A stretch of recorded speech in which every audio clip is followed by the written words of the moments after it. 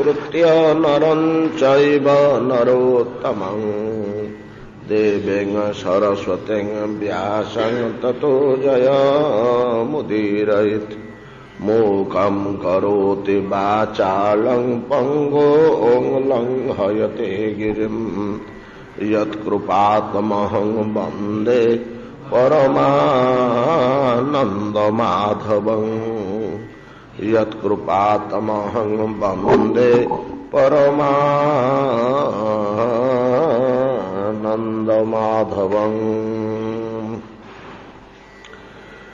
ज इक्षिताहं रहितोऽप्यशतशतो स्वतेजसा पास्ततमोभिदाभ्रमः स्वमायया त्वन् रचितैस्तदीक्षया प्राणाख्यधीभिः सदनेष्वभीयते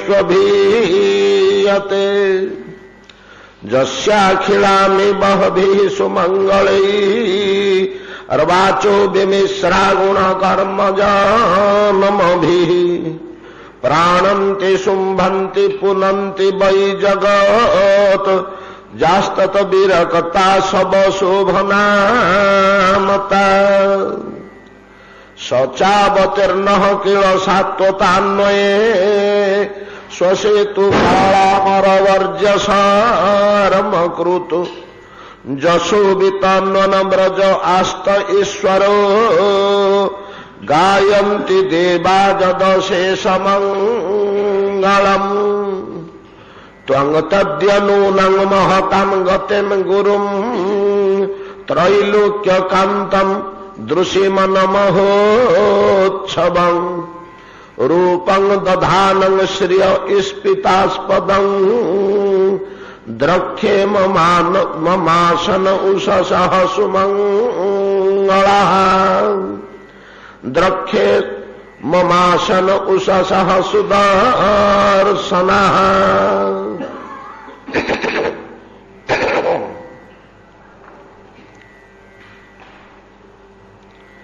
हरिभक्ति परायण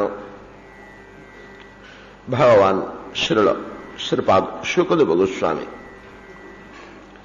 कहउछन्ति सम्राट परीक्षित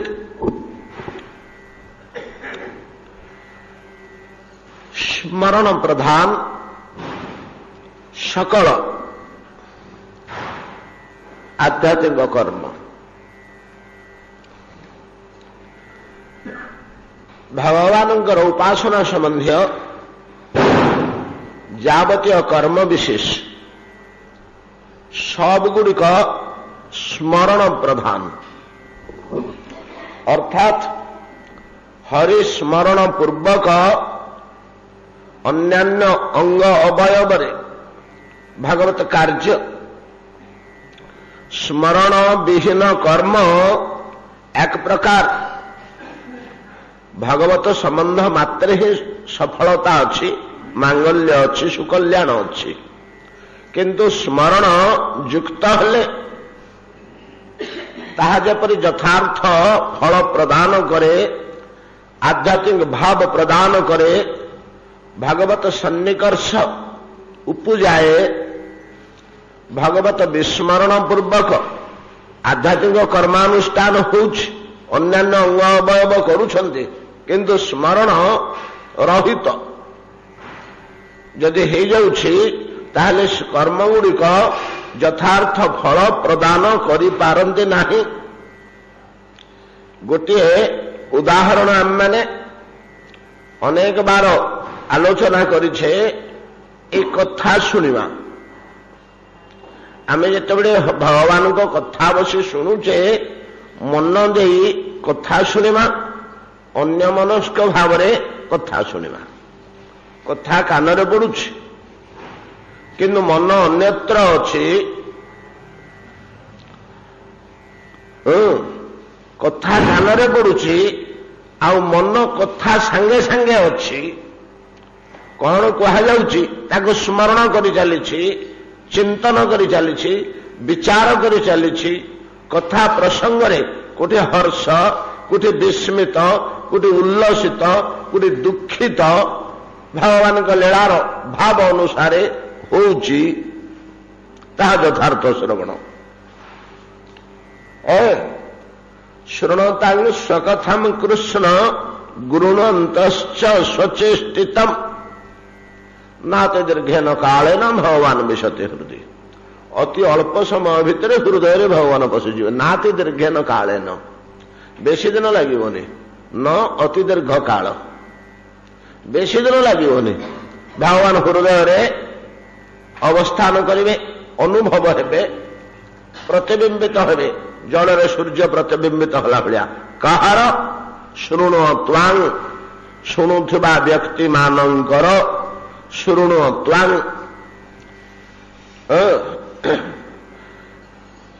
ଯୋଉମାନେ ଶ୍ରବଣ କରୁଛନ୍ତି ତାଙ୍କ ହୃଦୟରେ ଭଗବାନ କେତେବେଳେ ଆବିର୍ଭୂତ ହେବେ ନା ଗୃଣନ୍ତଶ୍ଚ ସ୍ୱଚେଷ୍ଟିତମ୍। ଶୃଣୋତାଂ ମାନଙ୍କ ମଧ୍ୟରୁ ଯେଉଁମାନେ ଶୁଣୁଥିବା କଥାକୁ ଗୃଣୋତ୍ୱାଂ ବିଚାରୁଛନ୍ତି।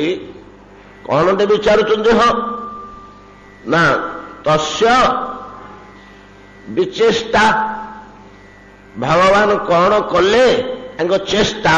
ଶୃଣୋତାଂ ସ୍ୱକଥାଂ କୃଷ୍ଣ ଗୃଣନ୍ତଶ୍ଚ ସ୍ୱଚେଷ୍ଟିତମ୍, ସେ ନିଜେ କଣ କଲେ ସେ କଥା ଗୁଡ଼ିକ ତ କଥାରେ ଆସୁଛି।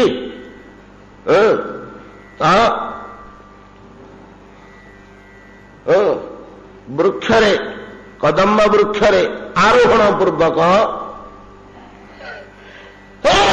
କାଳନ୍ଦୀ ଦଣ୍ଡକୁ ଲମ୍ଫ ଦେଲେ ବୋଲି କଥାରେ ଆସିଲା। ମନ ବିଚାରୁଛି, ଆଖିରେ ଦୁଷି ଯାଉଛି। କାଳିନ୍ଦୀ କୂଳରେ ବିଶାଳ କଦମ୍ବ ବୃକ୍ଷ, ଭଗବାନ ଶ୍ରୀକୃଷ୍ଣ ତା ଉପରେ ଚଢ଼ିଛନ୍ତି। ତଳେ କୋଟି କୋଟି ବଚ୍ଛା ବାଳକ ସେ ବିଷ ଜଳ ସ୍ପର୍ଶ କରି ପାନ କରି ମୃତ ଅବସ୍ଥାରେ ପଡ଼ିଛନ୍ତି। ଭଗବାନ ଲମ୍ଫ ଦେଲେ, ଡେଉଁଛନ୍ତି, ଏ ଦୁଷୁଛି, ଗଛ ଉପରୁ ଡେଇଁ ପଡୁଛନ୍ତି କାଳିନ୍ଦୀ ଜଳ ଭିତରକୁ ପ୍ରଚଣ୍ଡ ବେଗରେ।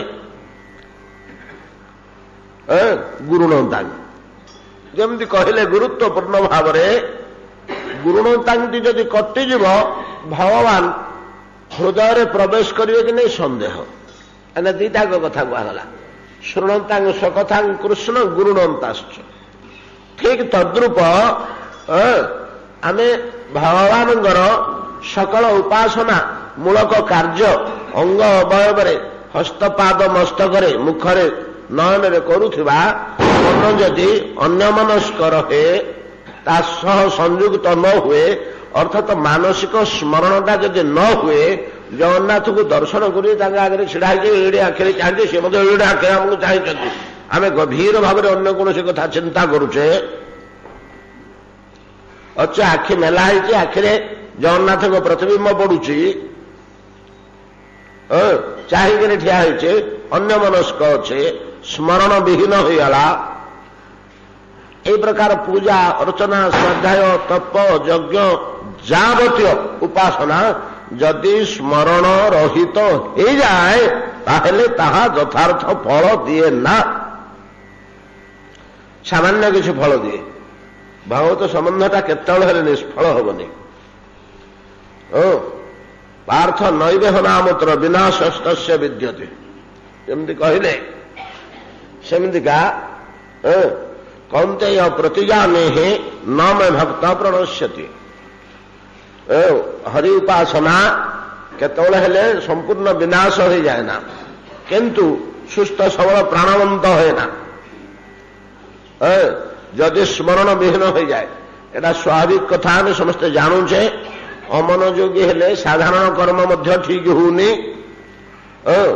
ଏଣୁ ବିଚାର କଲେ ଗୁରୁତ୍ୱପୂର୍ଣ୍ଣ ସହକାରେ ବହୁତ ବ୍ୟାଖ୍ୟା ବିଶ୍ଳେଷଣ ପୂର୍ବକ ଅକ୍ରୁରଙ୍କର ଚିନ୍ତନ ମାଧ୍ୟମରେ ସୁଖଦେବ ଗୋସ୍ୱାମୀ ମହାଶୟ ଯେଉଁ ମହାନ ତଥ୍ୟ ଭିତ୍ତିକ ଉପାସନା ଭିତ୍ତିକ କଥାଟି କହୁଛନ୍ତି ଖୁବ୍ ଲମ୍ବା ଆକାରରେ, ଏଟା ବଡ଼ ମୂଲ୍ୟବାନ।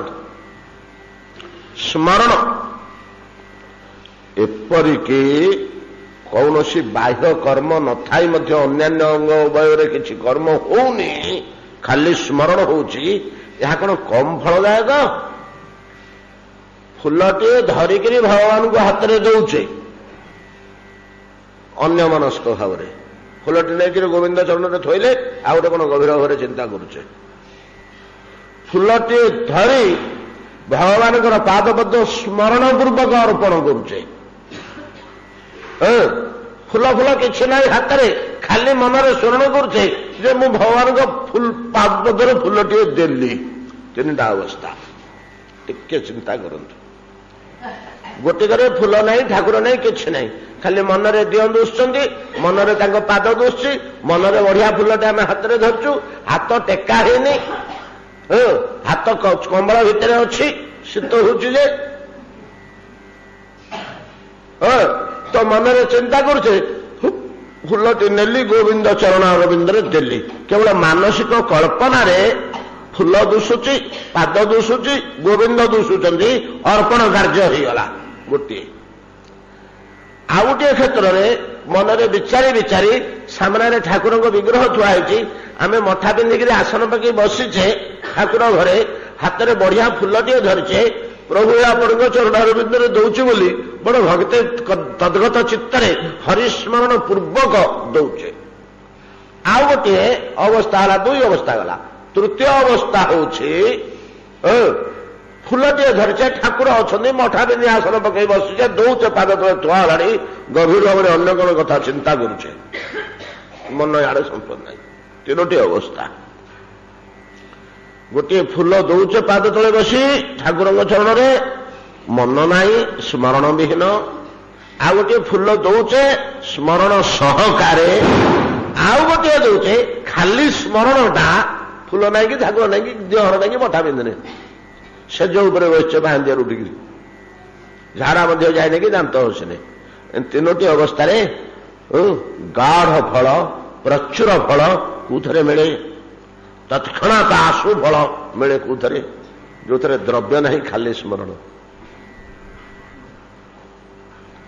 यार ना हूँ मानसिक पूजा बा मानस पूजा दुर्गा मानस पूजा शिव मानस पूजा विष्णु मानस पूजा भर्ती आम शास्त्र में देखिए सुंदर सुंदर श्लोक मानक सब कहुची आचार्य पाद शंकर आरंभ करी अन्य समस्त मुनि ऋषि मैंने बहु क्षेत्र में मानस पूजार व्यवस्था करछंती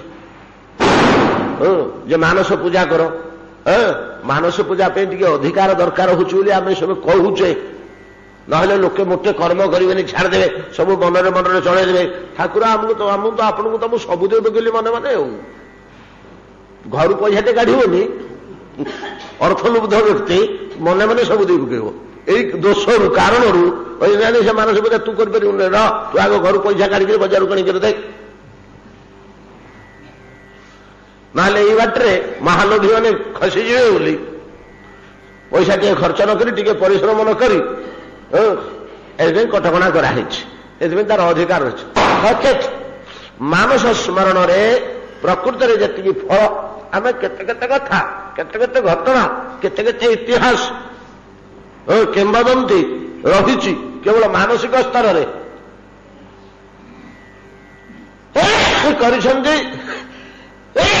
कार्य हो मानसिक स्तर में मन मन अर्पण कर कार्य हो नहीं कि बहु बहु घटना रही समस्ते प्राय जानते अतएव एथिरु स्मरणर कथा चिंता करंतु गोटे प्रत्यक्ष घटना सनातन गोस्वामी थांती मंत्री पर जे सनातन गोस्वामी हेले से थांती तो तत्कालीन भारतर शासक राजस्व मंत्री शाकर मल्लिक राजस्व मंत्री था दिने राजा शाकर मल्लिक को धरी सनातन गोस्वामी की जाउचंती वन पथरे राजस्व संबंधी उठी कौन गोटे जमींदार आलोचना करने को वन में जाऊँ घोड़े चढ़िक जाऊँ 5-7टा घोड़ा चलती सैन्य समस्त आगे पछरे अच्छा राजा जाऊँ मंत्री जाऊँ नवाब जाऊँ से दिन सकालू ଇଏ ଉଠିକି ଘରର ଠାକୁର ସେବା ଆଉ କରିପାରିନାହାନ୍ତି। ପ୍ରତିଦିନ ଯୋଉ ଗୋପାଳ ସେବା କରନ୍ତି କି କୃଷ୍ଣ ସେବା କରନ୍ତି କି ବିଷ୍ଣୁ ସେବା କରନ୍ତି, ଘରେ ଠାକୁର ରଖିଥାନ୍ତି। ଆମେ ଯେ ଘରେ ଠାକୁର ରଖିଛେ, ରାଜା ଆଦେଶ ରାଜକାର୍ଯ୍ୟ ତ ଅନ୍ୟ ଲୋକ ହାତରେ ସେ ଦାୟିତ୍ୱ ଦେଇ ଦେଇକିରି ପଳେଇଛନ୍ତି। ଯାହା ହଉ ବଣ ଭିତରେ ପଶିଲେ ଜନପଦ ଅତିକ୍ରମ କରି, ପାହାଡ଼ ପର୍ବତ ଅରଣ୍ୟ ଦେଇକି ତାକୁ 2 ଘଣ୍ଟା କି 3 ଘଣ୍ଟା ଯିବାକୁ ପଡ଼ିବ। ଆଗ ପଛ ହେଇକରି ଘୋଡ଼ା ସବୁ ଚାଲିଛନ୍ତି। ରାଜାଙ୍କ ପଛରେ ମନ୍ତ୍ରୀ ସାକର ମଲ୍ଲିକ ତାଙ୍କୁ ଘୋଡ଼ାରେ ଚଢ଼ିକରି ଚାଲିଛନ୍ତି। ଘୋଡ଼ାର ସଇସ ପାଖରେ ପାଖରେ ଚାଲିଛି ବାଘ ଧରିକିରି। ଏଇଟା କିଛି କରିବାର ନାହିଁ, ଖାଲି ଘୋଡ଼ା ଉପରେ ଆଖି ବୁଜି ବସିବା କଥା, ଆଉ କିଛି ନାହିଁ। ଏତିକି ବେଳେ ରାଜା ତ ବଣ ପଥରେ ଯାଉଛନ୍ତି, ପାହାଡ଼ ପର୍ବତ ଦେଇ, ଏଠି ତ ଆଳାପ ଆଲୋଚନା କଥାଭାଷା କିଛି କରିହେବନି। ଆଗ ପଛ ହେଇକି ରହିଛି, ଘୋଡ଼ା କେତେବେଳେ ପଛକୁ ଯାଉଛି, କେତେବେଳେ ନିକଟକୁ ଯାଉଛି। ଆଉ ଏଇଟା ଗୋଟେ ନିଶ୍ଚିନ୍ତ ସମୟ ଅଛି। ଏତିକି ବେଳେ ପୂଜାଟା ସାରିଦେବା। ଆଜି ତ ପୂଜା କରିପାରିନି, ଘରୁ ପଳେଇ ଆସିଛି ବୋଲି ସନାତନ ଗୋସ୍ୱାମୀ ମାନସ ପୂଜାରେ ଘୋଡ଼ା ପିଠିରେ ବସିଛନ୍ତି। ବସି ଅରଣ୍ୟ ଭିତରେ ଗଲାବେଳେ ମାନସ ପୂଜା ଆରମ୍ଭ କରିଦେଇଛନ୍ତି। ମନ୍ତ୍ରୀ ତ ପୂର୍ବଦିନ ସନ୍ଧ୍ୟାରେ ଗୋଟେ ଗଉଡ଼ଟିଏ ଏଡ଼ିକି ଗୋଟିଏ ହାଣ୍ଡିରେ ସରବସା ଦହି ହାଣ୍ଡିଟିଏ ଆଣିଦେଇଥିଲା ଉପହାର। ମନ୍ତ୍ରୀଙ୍କୁ ଦିଅନ୍ତି ସେମିତି ଲୋକ। କ୍ଷୀର ସିଝି ସିଝି ତାର ସବୁ ସର ସଂଗ୍ରହ ହୋଇ ଖାଲି ସରରେ ଦହିଟା ପଡ଼ିଛି। ତାକୁ ସରବସା ଦହି କହନ୍ତି। ବଡ଼ ସୁସ୍ୱାଦୁ, ବଡ଼ ମିଠା ସେଗୁଡ଼ିକ। ଗୋଟେ ହାଣ୍ଡିରେ ହାଣ୍ଡିଟିଏ ଆଣିଦେଇଥିଲା। ସେ ଏମିତି ଦେଖାଯାଉଛି ହଳଦୀ ଗଣ୍ଠି ଭଳିଆ ଯେ ସେ ଦହିଟି ଦେଖିଲେ ସନାତନ ଗୋସ୍ୱାମୀଙ୍କୁ ବଡ଼ ଲୋଭ ହେଲା। ଏଟାକୁ ରଖିଦି ଧରି ସକାଳୁ ଗୋପାଳକୁ ଭୋଗ ଲଗେଇବା, ଗୋପାଳ ପାଖରେ ଭୋଗ ଲଗେଇବା, ଏଠିକି ରଖିଦେଇଥାଉ ଘରେ, ଯତ୍ନରେ ରଖିଥାଉ, ଯୋଉ ଭୋଗ୍ୟ ପଦାର୍ଥ ଠାକୁରଙ୍କୁ ଭୋଗ ଲଗେଇବା। ତ ଥୁଆ ହେଇଥିଲା ପୂର୍ବଦିନ ସନ୍ଧ୍ୟାରେ। ଆଜି ସକାଳୁ ତ ଏମିତି ହେଲା, ବାହାରିକିରି ପଳେଇ ଆସିଛନ୍ତି। ଆଉ ଭୋଗରାଗ ତ ହେଇପାରିଲାନି, ସିଆଡ଼େ କହିପାରିନାହାନ୍ତି ମଧ୍ୟ। ଦହିଟା ଥୁଆ ହେଇଛି, ଗୋପାଳକୁ ଭୋଗ ଲଗେଇ ଦେବୁ, କାଉ ଯାହା କିଛି ହେଇଛି। ତ ଘୋଡ଼ାରେ ବସିକି ରହିକିରି ଗଲାବେଳୁ ତ ମାନସ ପୂଜା କରୁଛନ୍ତି। ମନେ ମନେ ତ ଗାଧୁଆ ପାଧୁଆ କଲେ, ଲୁଗା ବଦଳିଲେ, ଠାକୁର ଘରକୁ ଗଲେ, କବାଟ ଖୋଲିଲେ, ଫୁଲ ତୋଳିଲେ, ଫୁଲ ଗୁନ୍ଥିଲେ, ଘର ଝାଡୁ କଲେ। ସବୁ ମାନସିକ ସ୍ତରରେ ଚାଲିଛି, ମନରେ କଳ୍ପନାରେ ଗୋଟେ ଚାଲିଛି। ପୂଜା ଅଧା ହେଇଛି, ଭୋଗରାଗ ସବୁ ବଢାଇକିରି ଘଣ୍ଟି ଟୁଣୁ ଟୁଣୁ କରୁଛନ୍ତି। ହଠାତ୍ ମନେ ପଡ଼ିଲା ଦହିଟା ରହିଗଲା, କାଲି ସେ ଗଉଡ଼ ଦେଇଥିଲା, ଗୋପାଳକୁ ଦବାକୁ ଲେଖିଥିଲେ। ଦୌଡ଼ିକିରି ଉଠିକି ଗଲେ, ସବୁ ମନେ ମନେ ହଉଛି ଘୋଡ଼ା ପିଠିରେ ବସିକିରି। ଦୌଡ଼ି ଉଠିକିରି ଗଲେ, ଦୌଡ଼ି ଉଠିକିରି ତରବରେ ଇଆଡ଼େ ଭୋଗ ଲାଗିଗଲାଣି ନା, ଆଉ ଡେରି କରିବାକୁ ହବନି। ସେମାନଙ୍କର ନୀତି ନିୟମ ନିଷ୍ଠା ତ ଅଲଗା ଥିଲା। ତରବରରେ ଦୌଡ଼ିକିରି ଆସିଲା ବେଳକୁ ଆଜ୍ଞା ସେ ଠାକୁର ଘର ଦୁଆର ମୁଦ୍ରା ଝୁଣ୍ଟି ପଡ଼ିଲେ କି, ଯୋଉବେଳେ ଦହି ଆଣିଟା ହାତରୁ ଖସି ପଡ଼ିଲା, ଢୋକିରି ପଡ଼ିଲା ତଳେ। ଢୋକିରି ଯେତେବେଳେ ପଡ଼ିଲା ତଳେ, ଚେତନା ପଡ଼ି ଆସିଲା। ଶବ୍ଦଟା ଶୁଣିକି ସେ ସିପାହୀ ମଧ୍ୟ ଚାହିଁଲା, ରାଜା ମଧ୍ୟ ପଛରୁ ଚାହିଁଲେ। ନବାବ ଘୋଡ଼ା ପେଟ ତଳେ ଦହି ହାଣ୍ଡିଟେ ଭାଙ୍ଗିକିରି ପଡ଼ିଛି ଅରଣ୍ୟ ଭିତରେ। ପ୍ରତ୍ୟକ୍ଷ ଏମିତି ଶହ ଶହ ଘଟଣା ସନାତନ ଧର୍ମର ହରିଭକ୍ତି ମାନଙ୍କ ପରାୟଣ ବ୍ୟକ୍ତିମାନଙ୍କ ପାଖରେ ଆମେ ଦେଖିବାକୁ ପାଇବା। ଗୋଟିଏ ନୁହଁ, ଖୋଜିଲେ ବହୁତ ମିଳିବ, ବହୁତ। ଏମିତି ଘଟଣା ସବୁ ଘଟିଛି।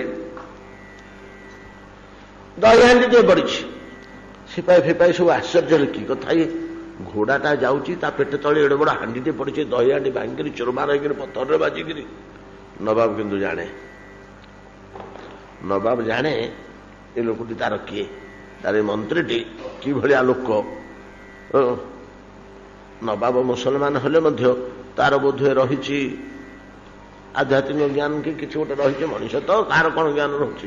ଆଉ ୟାଙ୍କର ମହତ୍ଵ ପରାକାଷ୍ଠା, କିଭଳିଆ ଉପାସନାକାରୀ ତା ମଧ୍ୟ ଜାଣିଛି। ସେ ଟିକେ ହସିଦେଲେ, ଚାଲ ଚାଲ ଚାଲ, ଚାଲ ଠିକ ଅଛି ଚାଲ ବୋଲିକି ନବାବ ଖୁସି ହେଇକିରି କହିଲେ। ମାନେ ତାଙ୍କ କଥାରୁ ଜଣାପଡ଼ିଲା ଏଇଟା କ'ଣ ଘଟଣା ହେଲା ସେ ଜାଣୁଛି, ନବାବ ଜାଣୁଛି।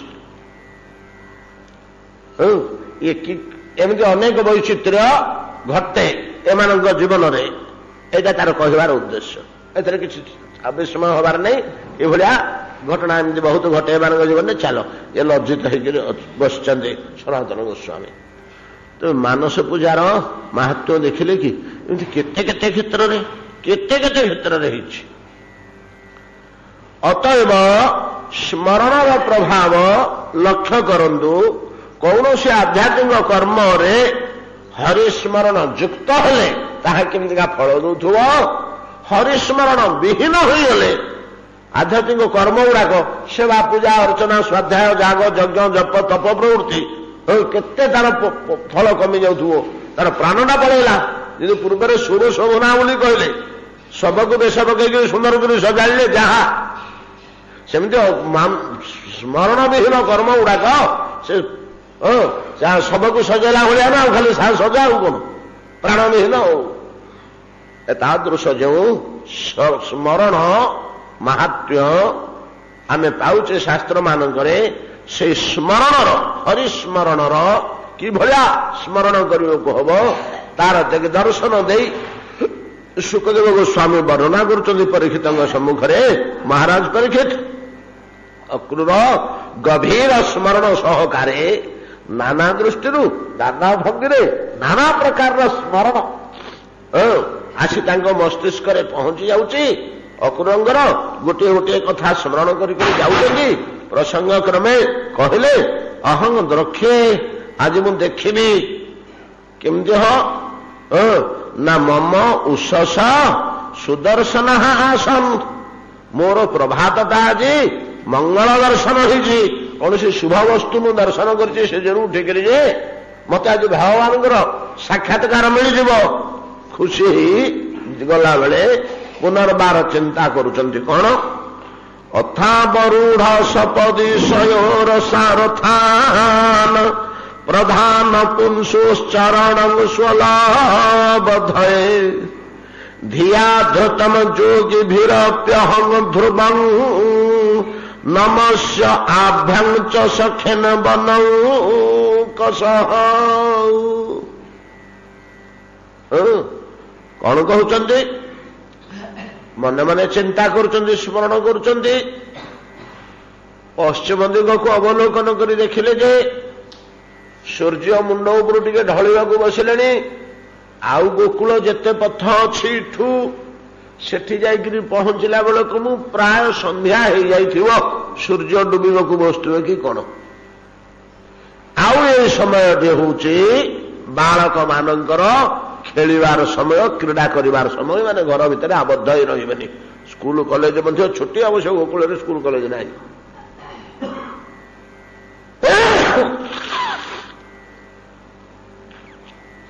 ଗୋଚାରଣରୁ ଏରି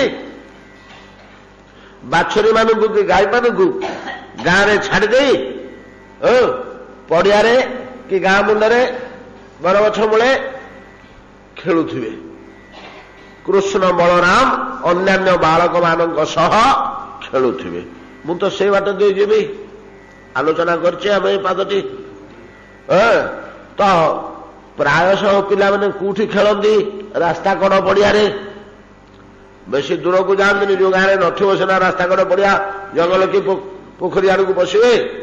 ନହେଲେ ପୋଖରୀ ପାଖରେ କି ଜଙ୍ଗଲ ଫଙ୍ଗଲ ପାଖରେ ପିଲାମାନେ ଖେଳନ୍ତିନି, ସନ୍ଧ୍ୟା ହେଇଯାଏ।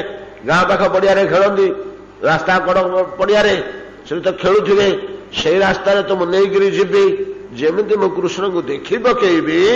ସପାଦି ତତ୍କ୍ଷଣାତ୍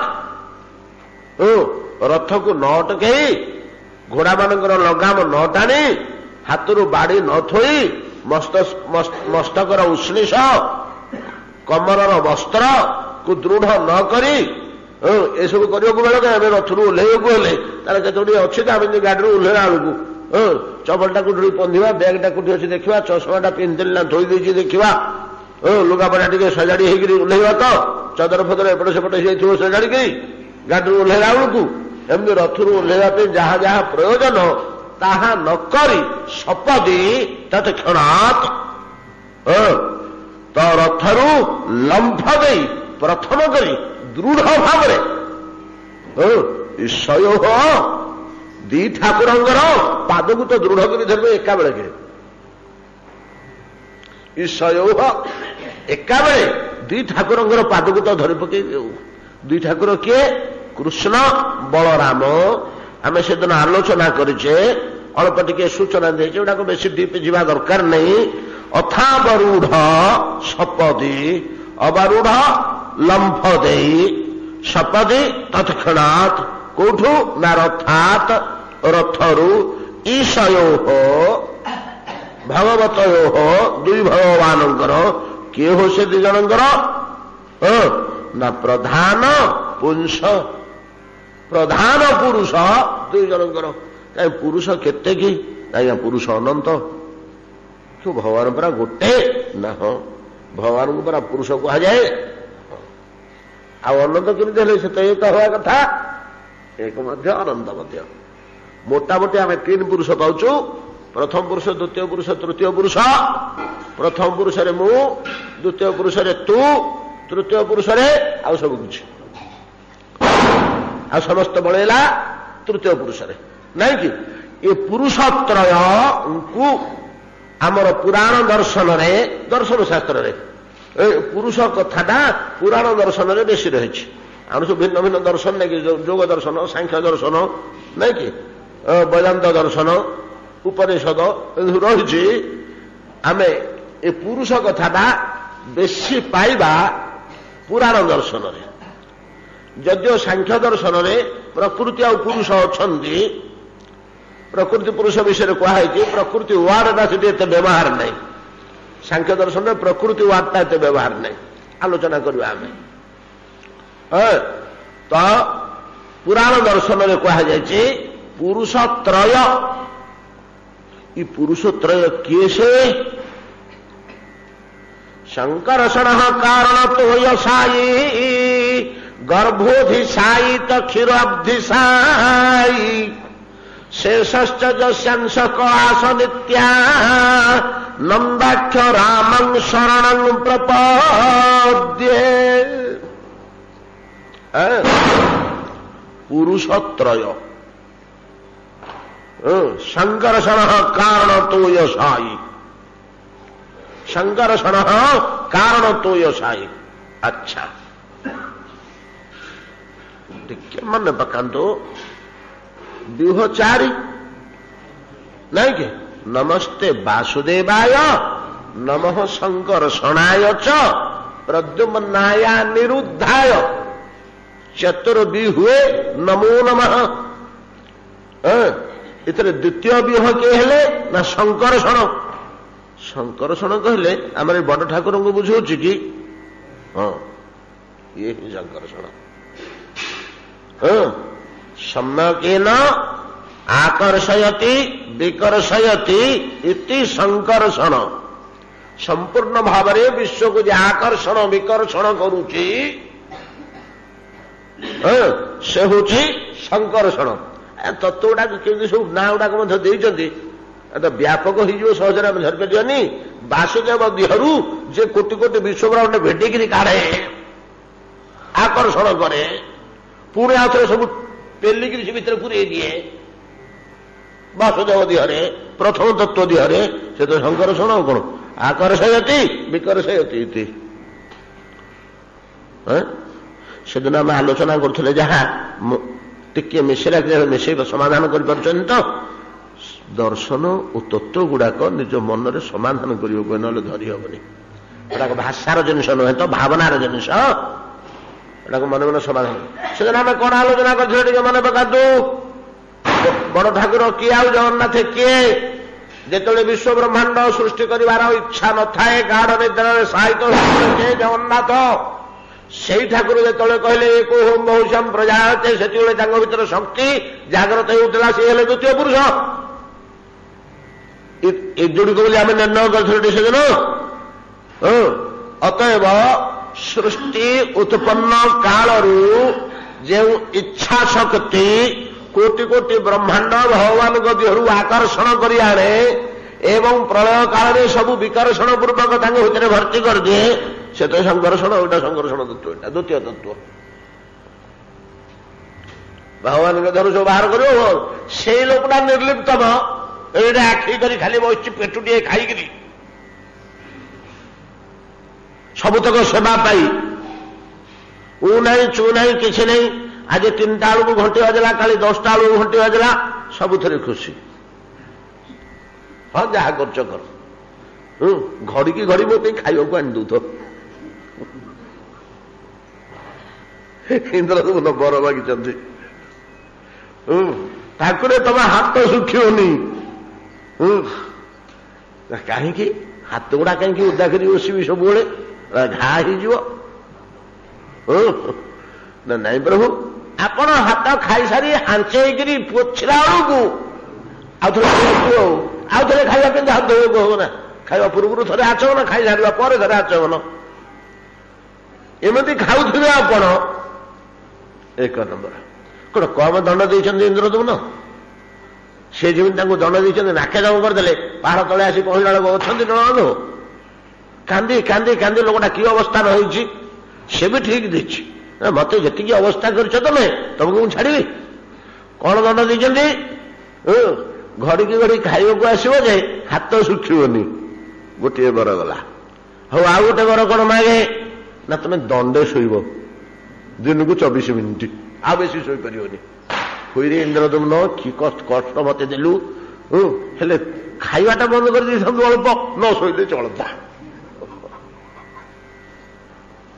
24 ଘଣ୍ଟା ଖାଉଥିବି, ଟିକେ ଶୋଇବିନି, ୟାଠୁ ଭଳି କଷ୍ଟ ଆଉ କିଛି ଅଛି?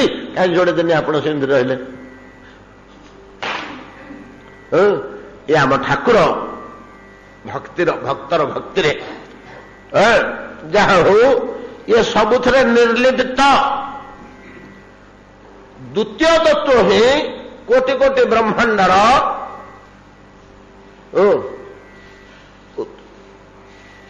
ଉତ୍ପନ୍ନକର୍ତ୍ତା, ଧାରଣକର୍ତ୍ତା, ପାଳନକର୍ତ୍ତା, ନିୟନ୍ତ୍ରଣକର୍ତ୍ତା, ବିନାଶକର୍ତ୍ତା। ଅବଶ୍ୟ ମୂଳ ତତ୍ତ୍ୱଟା ଏଇଟା। ଦ୍ୱିତୀୟ ତତ୍ତ୍ୱଟା କିଏ କି? ଆମେ ସିନା ଦୁଇ ବୋଲି କହୁଛୁ, ଦ୍ୱିତୀୟ ତତ୍ତ୍ୱଟା କିଏ କି? ସିଏ ଏଇଟାକ ସମାଧାନ କରିବାକୁ ହବ। ସେ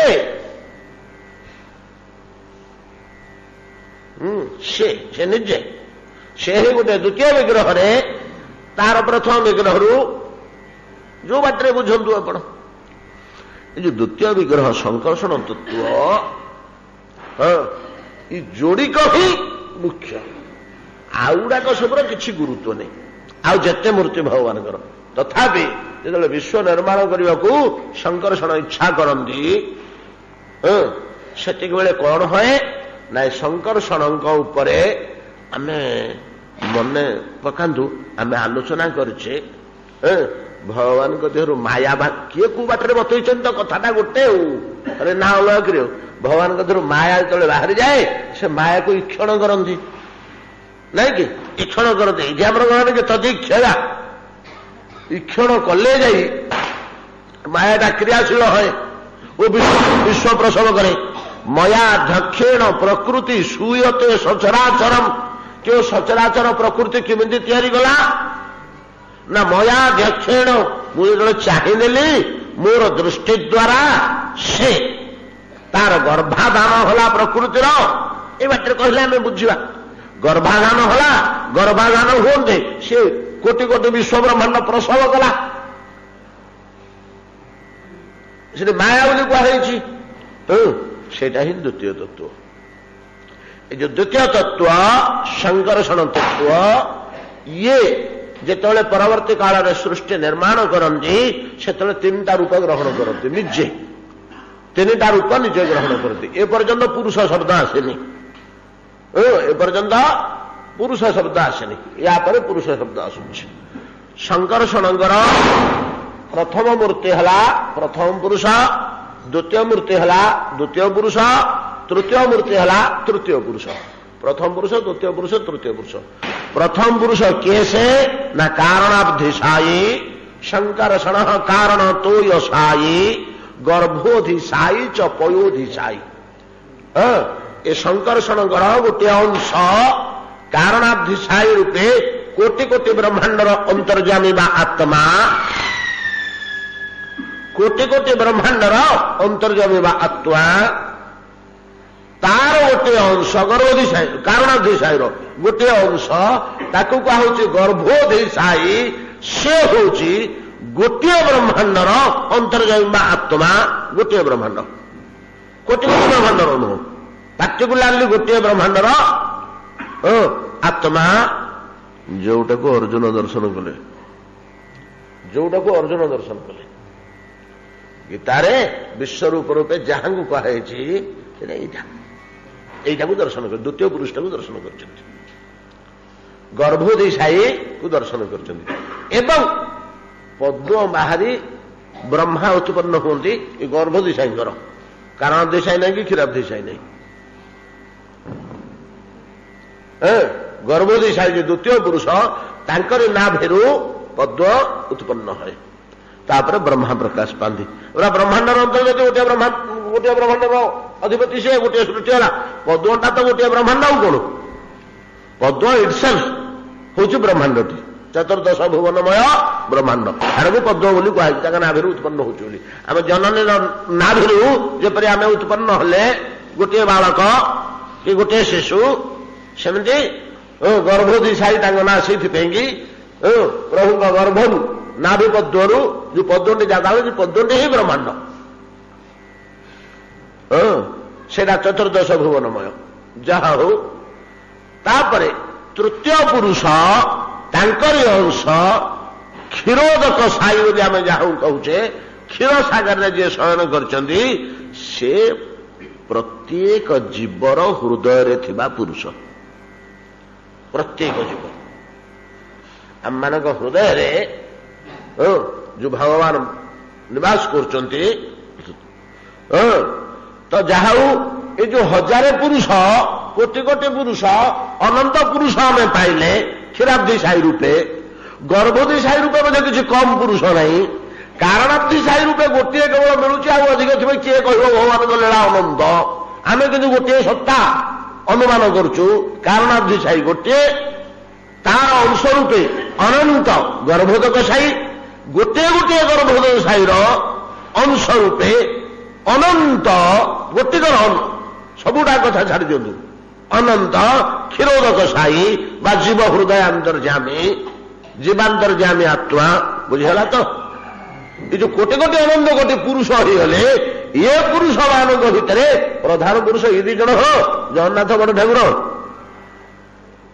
एगुड़ा कहते प्रधान यांकठू हे ये दी जनठू जमी बाप माँ दी जनठू आम 20 कि 25 कि 5 कि 7 पिला जन्म हेले मूल होते बाप माँ दी जन नहीं कि ब्रह्मा जेते चेष्टा कले आ संतान उत्पन्न कर पारे आपने जानते आम आलोचना कर पूर्व ब्रह्मा मन सब केते संतान जात कले हेलानी निज देहटा को दिफाड़ कले बोले चिन्ह कले करती ना दिफाड़ कले बाम पटरू गोटे झील जन्म कले दाण पटरू गोटे पुओ जन्म कले पुओटी ना हूँ स्वयंभुव मनु झीलटी ना हूँ सत्यरूपा ना कौन सतरूपा झीलटी ना हूँ सतरूपा पुओटी ना हूँ स्वयंभुव स्वयंभुव सतरूपा बालक बालिका रूपे दी जन आसी ब्रह्म को कर जोड़ कले बोले पितामह आपण स्व शरीर आमको जात कले बामांगरू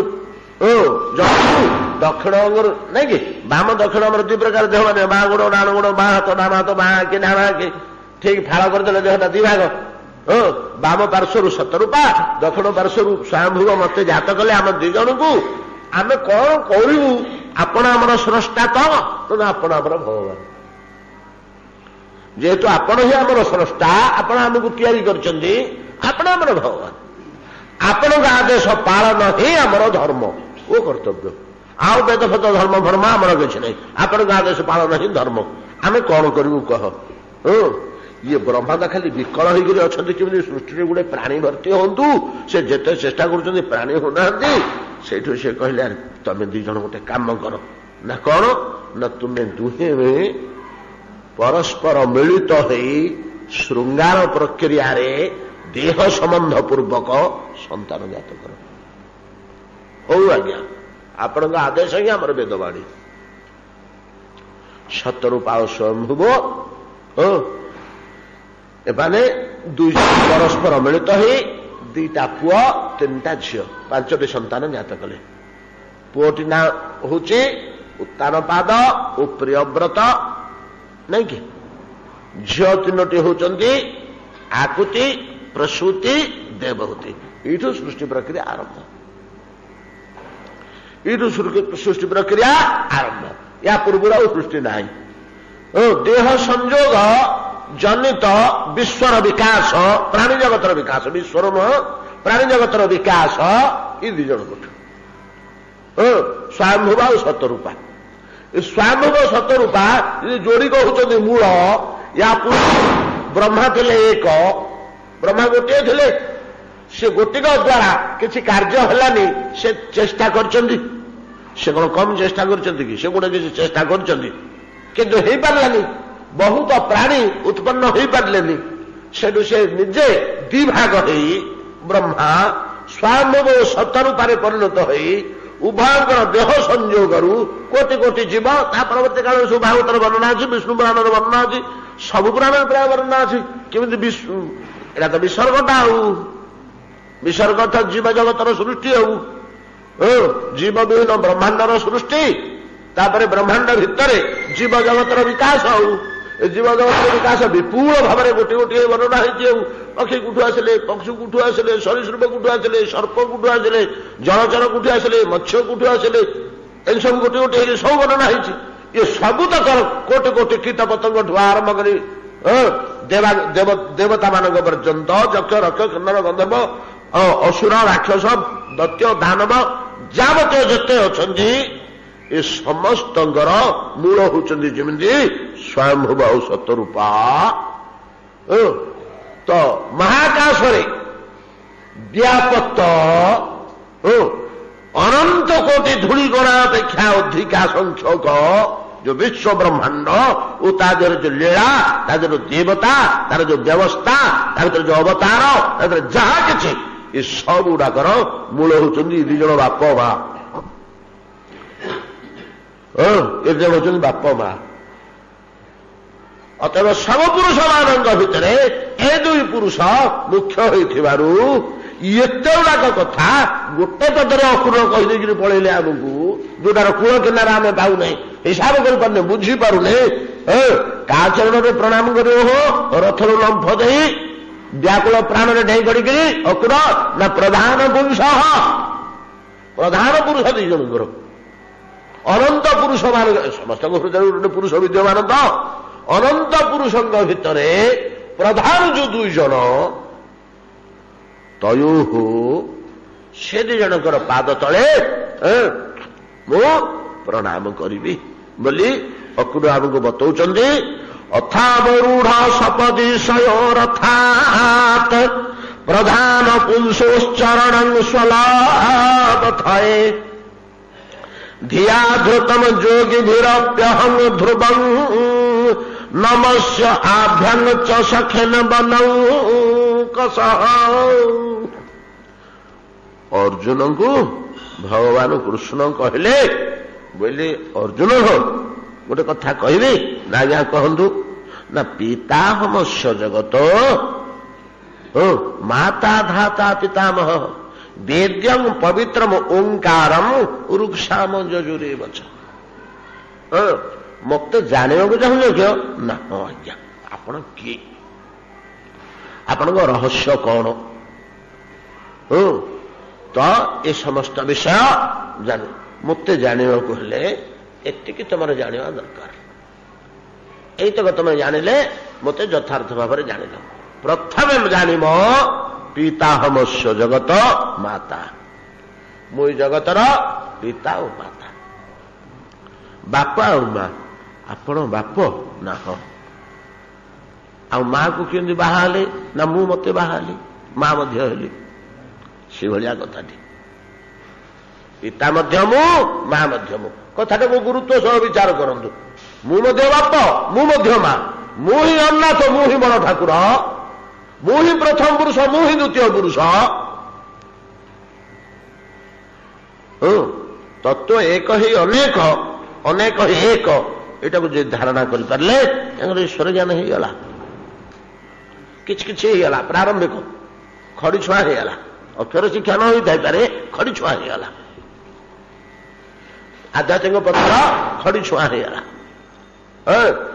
तत्व एक हेले मध्य अनेक अनेक हेले मध्य एक पिताहमस्य जगत माता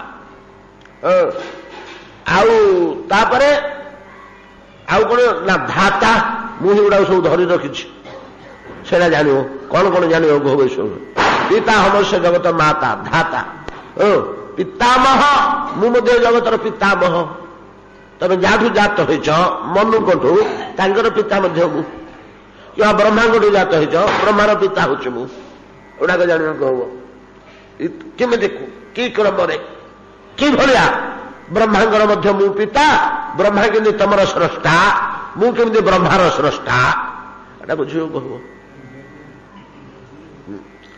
ପିତାମହ ପିତାହମସ୍ୟ ଜଗତ ମାତା ଧାତା ପିତାମହ ବେଦ୍ୟଂ ପବିତ୍ରମ ଓଙ୍କାରମ୍।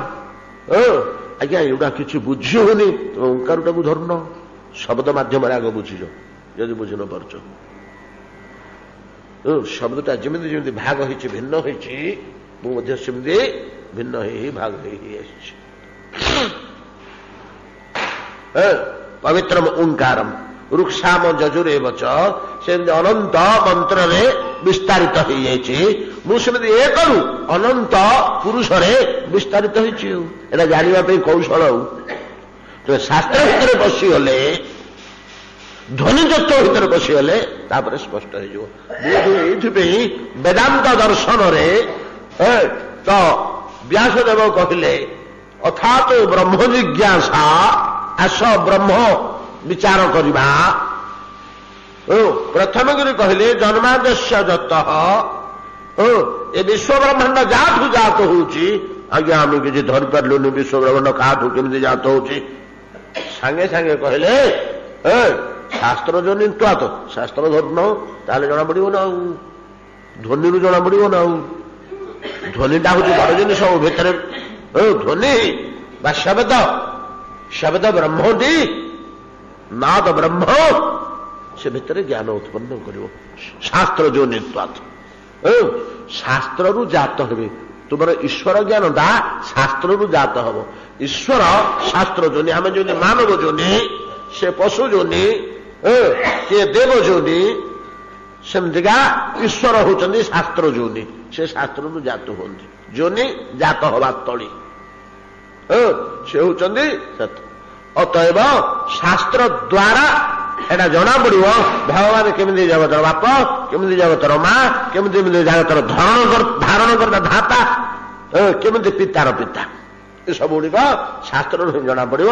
ପ୍ରଣବ ମାଧ୍ୟମରେ ବେଦର ମନ୍ତ୍ର ସମୂହ ଓ ବେଦାନୁବର୍ତ୍ତୀ ଶାସ୍ତ୍ର, ବେଦ ତ ଆମେ ସହଜରେ ଧରିପାରିବାନି କି ପାଇବାନି।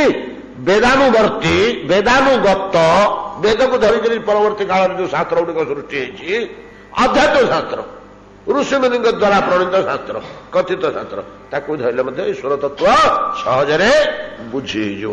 ହେଲେ ଆମର ଏଥିରୁ ଯୋଡ଼ିଏ ଦରକାର କଣ ନା ମାତା ପିତା। ଏ ଜଗତର ପିତା ରୂପେ ଯେତେବେଳେ ଭଗବାନ ସ୍ୱୀକାର କରୁଛନ୍ତି ସେ ହେଲେ ଜଗନ୍ନାଥ ମହାପ୍ରଭୁ, ଯେତେବେଳେ ମା ବୋଲିକରି ବିଚାର କରୁଛନ୍ତି ସେତେବେଳେ ହେଲେ ବଡ଼ ଠାକୁର। ଏ ଦୁଇଟି ଶବ୍ଦରେ ସେଇଟାକୁ ନିର୍ଣ୍ଣୟ କରୁଛନ୍ତି। ପ୍ରଧାନ ପୁରୁଷ ଏ ଦି ଜଣ, ପ୍ରଧାନ। ଆଉ ତ ମା ବୋଲିକରି କାହିଁକି କୁହାଗଲା? ପୁରା ପୁରୁଷ, ପ୍ରଧାନ ପୁରୁଷ ନା? ହଁ, ସତ୍ତା ଭିତରେ ଶକ୍ତି ଅଛି, ଶକ୍ତିଟାକୁ ଲକ୍ଷ୍ୟ କରି ମାତା କୁହାଯାଇଛି। ସତ୍ତା ଭିତରେ ଶକ୍ତି ଅଛି, ଆମେ ଆଲୋଚନା କରୁଛେ। ଶକ୍ତିଟା ଯଦି ସତ୍ତାକୁ ଆଶ୍ରୟ କରି ଯାହା ହଉ, ଏଗୁଡ଼ା ବଡ଼ ଜଟିଳ ଜିନିଷ, ଏଗୁଡ଼ାକ ନିଜେ ନିଜେ ସମାଧାନ କରିବାକୁ ହବ। ଏବଂ ଏଗୁଡ଼ାକ ହିଁ ଜିନିଷ, ଶାସ୍ତ୍ର ଭିତରେ ଏଗୁଡ଼ାକ ହିଁ ଜିନିଷ। ଏଗୁଡ଼ାକ ଜାଣିବା ପାଇଁ ସମସ୍ତ ଆଲୋଚନା, ଚର୍ଚ୍ଚା, ବ୍ୟାଖ୍ୟା, ପୁରାଣ ଇତ୍ୟାଦି ଆଗିଛି। ଅଥାବରୁଢ଼ ସପଦି ଶୟୋରଥାତ୍ ପ୍ରଧାନ ପୁଂସୋଶ୍ଚରଣ ସ୍ୱଲାବଦ୍ଧଏ। ଆଉ ଗୋଟେ ଜିନିଷ ସହଜରେ ଗ୍ରହଣ କରିପାରିବେ ଆପଣମାନେ, ଶୁଣିଥାନ୍ତୁ, ତର୍କ ବିତର୍କ କରିବାନି। ଏଗୁଡ଼ାକରେ ତର୍କ କରାଯାଏ ନା। କାହିଁକି? ୟା ଉପରେ ତର୍କ କଲା ଭଳିଆ ଅବସ୍ଥାକୁ ଆମେ ଆସିନେ। ୟା ଉପରେ ଯେଉଁମାନେ ତର୍କ କରନ୍ତି ସେମାନେ ସର୍ବଭାରତୀୟ ସ୍ତରରେ ନୂତନ ମତ ସ୍ଥାପନ କରନ୍ତି। ଯେମିତି ଶଙ୍କରାଚାର୍ଯ୍ୟ, ଶ୍ରୀ ଚୈତନ୍ୟ ମହାପ୍ରଭୁ, ବଲ୍ଲଭାଚାର୍ଯ୍ୟ, ରାମାନନ୍ଦାଚାର୍ଯ୍ୟ, ରାମାନୁଜାଚାର୍ଯ୍ୟ, ସିଲ୍ଲନାଚାର୍ଯ୍ୟ, ନାଇଁ କି? ଏମାନେ ସବୁ ନୂଆ ନୂଆ ମତ, ଯେ ଦାର୍ଶନିକ ଗୋଟେ ନୂଆ ଦାର୍ଶନିକ ମତ ସ୍ଥାପନ କରନ୍ତି, ସେମାନେ ତାପରେ ତର୍କ କରନ୍ତି। ତା ପରବର୍ତ୍ତୀ ଅନ୍ୟ କାହାର ତର୍କ କରିକିରି କିଛି ମୂଲ୍ୟ ନାହିଁ, କିଛି ପାଇବେନି ସେଥିରୁ। ଯାହା ହଉ, ଆମେ ଯୋଉ ବିଭିନ୍ନ ଆଲୋଚନା ଭିତରେ ସାଂଖ୍ୟ ଦର୍ଶନ ବୋଲିକିରି ଗୋଟିଏ ଅଛି, ସାଂଖ୍ୟ ଦର୍ଶନ ବୋଲି ଗୋଟିଏ ଦର୍ଶନ ଅଛି। ଏ ସାଂଖ୍ୟ ଦର୍ଶନଟି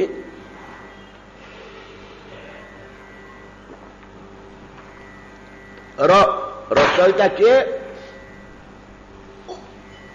କପିଳ, ନାଇଁ? ମହାତ୍ମା କପିଳ ସାଂଖ୍ୟ ଦର୍ଶନ ରଚୟିତା। ଅନେକ ସମୟରେ ମୁଁ କହିଛି, ଅନେକ ଥର କୁହାଯାଇଛି, ଆପଣମାନଙ୍କର ପୁରା ମନେ ଥିବ, ସନାତନ ଧର୍ମର ମସ୍ତିଷ୍କ କିଏ? ବେଦାନ୍ତ ଦର୍ଶନ, ମେରୁଦଣ୍ଡ, ସାଂଖ୍ୟ ଦର୍ଶନ। ନାଇଁ, ଏ ଯୋଡ଼ିକ ଦାର୍ଶନ ଶାସ୍ତ୍ର ଆମର ଏଠି ଆଲୋଚନା ହେଇଛି। ବ୍ୟାସଙ୍କ ରଚିତ ବେଦାନ୍ତ ଦର୍ଶନ ହେଲା ସନାତନ ଧର୍ମର ମସ୍ତିଷ୍କ। ଯଦି କୌଣସି ସମୟରେ କେତେବେଳେ ଏଇ ଦର୍ଶନ ଶାସ୍ତ୍ରଟା ଭୁଲ ବୋଲି ପ୍ରମାଣିତ ହେଇଯାଏ, ତାହେଲେ ସନାତନ ଧର୍ମ ପାଗଳା, ମସ୍ତିଷ୍କ ବିହୀନ ବା ପାରାଲିସ୍। ମସ୍ତିଷ୍କ ଫେଲ କଲେ ପାରାଲିସିସ୍ ହେଇଯାଉନି, ଠିକ ସେୟା ହବ। ପୁରା ସନାତନ ଧର୍ମ ପାରାଲିସିସ୍ ହେଇଯିବ। ମସ୍ତିଷ୍କଟି ହେଲା ବେଦାନ୍ତ ଦର୍ଶନ, ମେରୁଦଣ୍ଡଟା ହେଲା ସାଂଖ୍ୟ ଦର୍ଶନ। ମେରୁଦଣ୍ଡ କଣ କରୁଛି? ଠିଆ କରିଛି ଆମକୁ। ମେରୁଦଣ୍ଡ ଯଦି ଭାଙ୍ଗିଗଲା, ମାଡ଼ ହେଇଗଲା, ଆଘାତ ହେଇଗଲା, ଆମେ ସଜରେ ଲୋଟି ପଡ଼ିଲେ ଆଉ ଉଠି ପାରିବା? ଯୋଉ ମେରୁଦଣ୍ଡଟି ରହିଛି, ମେରୁଦଣ୍ଡଟି ଯଦି କୌଣସି କାରଣ ଟିକେ ଦରଜ ହେଇଗଲା କି ଭାଙ୍ଗିଗଲା କି ମୁଡି ହେଇଗଲା କି ବଙ୍କା ହେଇଗଲା କି ଟଙ୍କା ହେଇଗଲା କି କଣ ହେଇଗଲା, ଖଣ୍ଡେ କଟିଗଲା, ଆଉ ମଣିଷଟା ଛିଡା ହବ କି? ହଜରେ ପଡିଥିବ, ଲଟା କାଟିଦେଲେ ଯେମିତି ପଡିଯାଏ ତଳେ, ଆଉ ଠିଆ ହେଇପାରେନି ସେଭଳିଆ। ସନାତନ ଧର୍ମର ଅବସ୍ଥା ସେୟା ହବ ଯଦି କେତେବେଳେ ସାଂଖ୍ୟ ଦର୍ଶନଟା ଦୂଷିତ ହେଇଯାଏ। ଯୋଡ଼ିକ ଦର୍ଶନ, ଗୋଟିଏ ମେରୁଦଣ୍ଡ ସଦୃଶ, ଗୋଟିଏ ମସ୍ତିଷ୍କ ସଦୃଶ ସନାତନ ଧର୍ମର। ଏ ସାଂଖ୍ୟ ଦର୍ଶନରେ ଭଗବାନଙ୍କ କଥା କିଛି ଆଲୋଚନା ହେଇନି। ଭଗବାନଙ୍କ କଥା କିଛି ଆଲୋଚନା ହେଇନି। କପିଳ ଭଗବାନଙ୍କ କଥା ନାଁ ଉଠେଇ ନାହାନ୍ତି।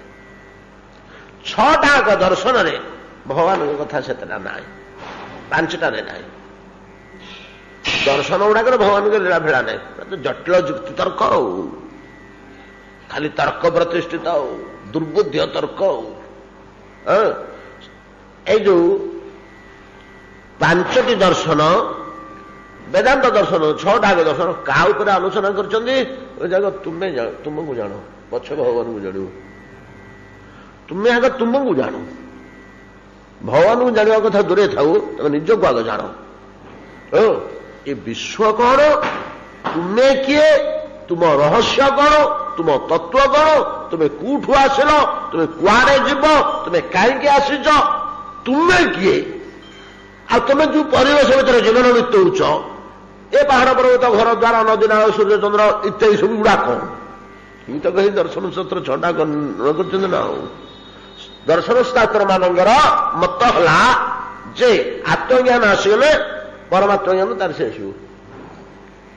ଆତ୍ମଜ୍ଞାନ ଆସିଗଲା ପରେ ପରମାତ୍ମ ଜ୍ଞାନ ଆପେ ଆସିବ। ପୂର୍ବ ତ ଶ୍ଳୋକରେ ଆମର ସେଇଟା ଆସିନଥିଲା କି? କୋଉଠି ଜ ଏହି ତା ପ୍ରଭୃତି ମହିମା ବିସ୍ତାର କରୁଛନ୍ତି। ପ୍ରଥମେ ଆତ୍ମାକୁ ଜାଣିଲେ, ତାପରେ ପରମାତ୍ମା କୃଷ୍ଣକୁ ଧରିବ ବୋଲି। ଯାହା ହଉ,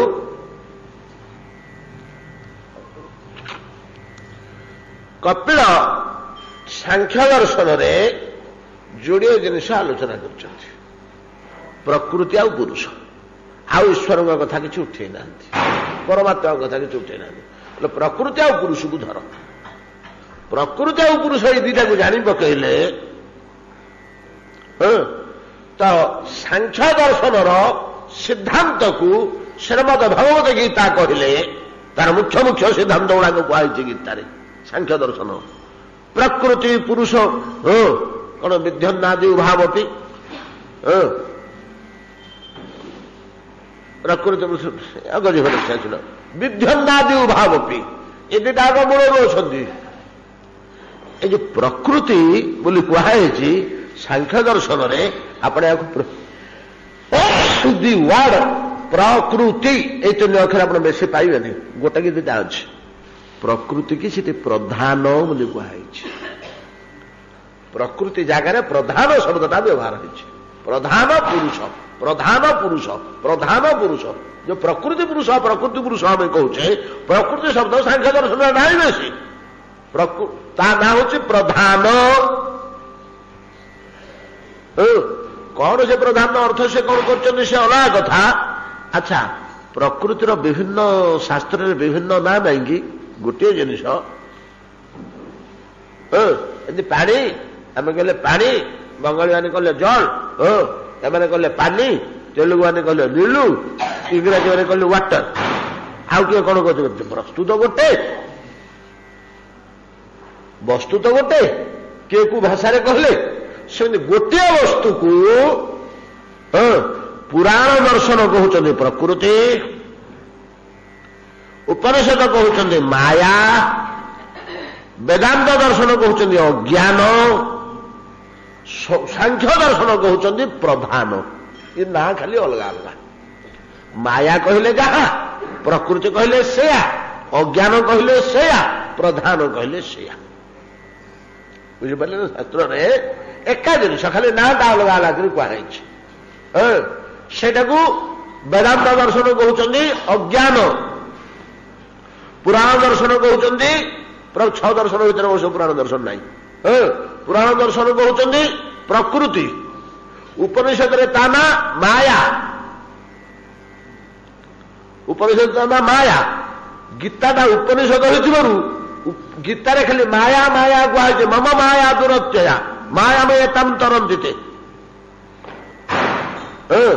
ତ ମାୟା ଏବଂ ସାଂଖ୍ୟ ଦର୍ଶନ ଯୋଉଟା ଆମେ ମେରୁଦଣ୍ଡ ବୋଲି ନିର୍ଣ୍ଣୟ କଲେ, ଏବଂ ଯେ ମୂଳ ଆମ ସନାତନ ଧର୍ମର ଯେ ମୂଳ ସବୁତକ ଜିନିଷ ଆମର ସାଂଖ୍ୟ ଦର୍ଶନ ଉପରେ ନିର୍ଭର କରୁଛି, ସନାତନ ଧର୍ମର ସିଦ୍ଧାନ୍ତ ଗୁଡ଼ିକ, ସେଇଟାରେ ମାୟାକୁ, ପ୍ରକୃତି କି, ଅଜ୍ଞାନକୁ, ଅନ୍ୟ ସାଧୁତା ତାକୁ ପ୍ରଧାନ ନାମରେ କୁହାଯାଇଛି। ଏଠି ଯୋଉ ଅକ୍ରୁର କହୁଛନ୍ତି ଯେ ପ୍ରଧାନ ପୁରୁଷ, ମୁଁ ପ୍ରଥମରୁ କହିଛି ତାର ସହଜରେ ସହମତି ଆସିବନି, ଆମେ ଯୁକ୍ତି ତର୍କ କରିବାର ଆବଶ୍ୟକ ନାହିଁ। ଗୋଟେ ସିଦ୍ଧାନ୍ତ ଏଇଭଳିଆ ଦେଇଛନ୍ତି ତ ଟୀକାକାର ବୋଲି ଆମେ ଜାଣିବା କଥା। ତ ପ୍ରଧାନ ପୁରୁଷ ସ୍ପଷ୍ଟ ଭାବରେ ଏଠି କହିଦେଉଛନ୍ତି ସାଂଖ୍ୟ ମତରେ ଅକ୍ରୁର, ଇଏ ଆଉ କିଛି ନୁହନ୍ତି ମ, ଏ ରାମକୃଷ୍ଣ ଦି ଜଣ ତ ପ୍ରକୃତି ପୁରୁଷ, ଆଉ କଣ ମାୟା ଆଉ ଭଗବାନ। ଇଏ ଦି ଜଣ ହିଁ ବିଶ୍ୱଟାକୁ ତିଆରି କରିଛନ୍ତି। ମମ ଜନେ ମହତ ବ୍ରହ୍ମ ତସ୍ମିନ୍ ଗର୍ଭ ଦଧାମ୍ୟହମ୍ ସମ୍ଭବ ସର୍ବଭୂତାନାଂ ତतो ଭବତି ଭାରତ। ମମ ଜୋନି ମହତ ବ୍ରହ୍ମ, ମହତ ବ୍ରହ୍ମ ତ ଆଉ ଗୁଣ, ସେ ମଧ୍ୟ ବ୍ରହ୍ମ, ଇଏ ମଧ୍ୟ ବ୍ରହ୍ମ, ଦି ଜଣ ବ୍ରହ୍ମ ନୁହନ୍ତି କି? ଜଗନ୍ନାଥ ମଧ୍ୟ ବ୍ରହ୍ମ, ବଡ଼ ଠାକୁର ମଧ୍ୟ ବ୍ରହ୍ମ, ରାମ ମଧ୍ୟ ବ୍ରହ୍ମ, କୃଷ୍ଣ ମଧ୍ୟ ବ୍ରହ୍ମ, ନାଇଁ କି? ଏ ଉଭୟ ବ୍ରହ୍ମ, କେମାନେ କରୁଛି ବ୍ରହ୍ମ ନୁହନ୍ତି ବୋଲି। କିନ୍ତୁ ଆଉ ଟିକେ ତଳେଇକିରି ଦେଖିଲେ, ତା ଭିତରଟାକୁ ଦେଖିଲେ, ମମ ଜୋନି ମହତ ବ୍ରହ୍ମ ତସ୍ମିନ୍ ଗର୍ଭ ଦଧାମ୍ୟହମ୍ ସମ୍ଭବ ସର୍ବଭୂତାନାଂ ତतो ଭବତି ଭାରତ। ମାୟାକୁ ଭଗବାନ ଅବଲୋକନ କରନ୍ତେ ସେ ଜଗତ ପ୍ରସବ କଲା, ନାଇଁ କି? ଠିକ ତଦ୍ରୂପ ବଡ଼ ଠାକୁର ହିଁ ବିଶ୍ୱ ନିର୍ମାତା, ବିଶ୍ୱ ରଚୟିତା। ଜଗନ୍ନାଥ ମହାପ୍ରଭୁଙ୍କର ବିଶ୍ୱ ସହିତ କିଛି ଗନ୍ଧ ସମ୍ବନ୍ଧ ନାହିଁ। ସେ ନିର୍ଲିପ୍ତ ହେଇ ସ୍ଥାନ ହେଇ ବସିଛନ୍ତି, ଅଲଗା ହେଇ, ଅକର୍ତ୍ତା ହେଇ, ଯଦିଓ ସର୍ବମୟ କର୍ତ୍ତା, ତାଙ୍କ ଅଭାବରେ କିଛି ହବନି, ତାଙ୍କ ଅଭାବରେ କିଛି ହବନି। ତାଙ୍କ ଉପସ୍ଥିତିଟା ନିହାତି ଦରକାର। ଠିକ ଏଇଟାକୁ ସାଂଖ୍ୟ ପ୍ରମାଣିତ କରୁଛନ୍ତି। ସାଂଖ୍ୟ କହୁଛନ୍ତି ପୁରୁଷ ହଉଛି ଅନ୍ଧ, ନାଇଁ ନାଇଁ, ପ୍ରକୃତି ହଉଛି ଅନ୍ଧ ପ୍ରଧାନ, ପ୍ରକୃତି ହଉଛି ପ୍ରଧାନ ବୋଲି କହିଛନ୍ତି। ପ୍ରଧାନ ହଉଛି ଅନ୍ଧ, ପୁରୁଷ ହଉଛି ଛୋଟା। ଛୋଟା ଲୋକ କିଛି କରିପାରିବନି, ଅନ୍ଧ ଲୋକକୁ କିଛି ଦୁଶୁନି। ଏ ଦି ଜଣ ମିଶିଲେ ଯାଇ କାର୍ଯ୍ୟ ହଉଛି। ଅନ୍ଧ, ଏଟା ଯୋଉ ଅନ୍ଧ ଛୋଟା ନ୍ୟାୟ, ଏଟା ସାଂଖ୍ୟ ଦର୍ଶନରେ କି? ଆମର ସବୁ ବିଭିନ୍ନ ସ୍ଥାନରେ ସବୁ ଏହାର ବ୍ୟବହାର ପ୍ରୟୋଗ ଅଛି, ସାଂଖ୍ୟ ଦର୍ଶନର। କମ କଥା ନୁହେଁ। ଗୋଟେ ଅନ୍ଧଟିଏ, ତା କାନ୍ଧରେ ଗୋଟିଏ ଛୋଟା ବସିଲା, ଛୋଟା ଚାଲିପାରୁନି। ଓ ଅନ୍ଧକୁ କହିଲା ମୁଁ ତ ବାଟ ବତଉଛୁ, ଚା ନା ଭାଇ ମତେ କିଛି ଦୁଶୁନି, ମୁଁ ତ ଭାଇଙ୍କୁ ଡାହାଣକୁ କହିବି ତୁ ଯିବୁ ଆଉ। ଏଠି ଖାଲ ପଡିବ, ମୁଁ ପାଟି କରିବି ରହ ରହ ବୋଲି ସେଠି ଛିଡା ହେଇ ପଡିବୁ, ନହେଲେ ଖାଲରେ ପଡିବା ଦି ଜଣ ଆଗ, ଦି ଜଣ ଆଗ ପଡିବା। ଠିକ ସେଇଭଳିଆ ପ୍ରକୃତି ହଉଛି ଅନ୍ଧ, ସେ କିଛି ଜାଣୁନି। ପୁରୁଷ ହଉଛି ଛୋଟା, ସେ କିଛି କରିପାରିବନି। ସେ ନିର୍ଦ୍ଦେଶ ଦଉଛି, ପ୍ରକୃତି ଚାଲୁଛି। ଏହି ହିସାବରେ ଅକର୍ତ୍ତା, ନିର୍ଲିପ୍ତ, ପ୍ରଧାନ ପୁରୁଷ ପ୍ରକୃତି ପୁରୁଷ ବୋଲି ମଧ୍ୟ ଏଠି ଅକ୍ରୁର ନିର୍ଣ୍ଣୟ କରିଦେଉଛନ୍ତି ମୁଁ ଯୋଉ ଦି ଜଣଙ୍କର ପାଦ ପଦ୍ମରେ ଆଜି ରଥରୁ ଲମ୍ଫ ଦେଇ ପ୍ରଣତ ହେଇ ପଡ଼ିବି ସେ କିଏ ହୋ ଅସୁର ନା ପ୍ରକୃତି ପୁରୁଷ ଏ ଜଗତର ସ୍ରଷ୍ଟା ଜଗତର ବାପ ମା। ଏମିତି ଅନେକ ଗୁଡ଼ିଏ ରହସ୍ୟ ତା ଭିତରେ ଅଛି। ଆର ପାଦ ଟିକେ ଆମେ ଯାଇପାରିଲେନି, ସେଇ ପାଦରେ ରହିଗଲେ ଆଜି। ଆସନ୍ତାକାଲି ଆର ପାଦ ଟିକେ ଦେଖିବା। ଏତିକିରେ ଭାଗବତ ଆଜି ବିଶ୍ରାମ କରନ୍ତୁ।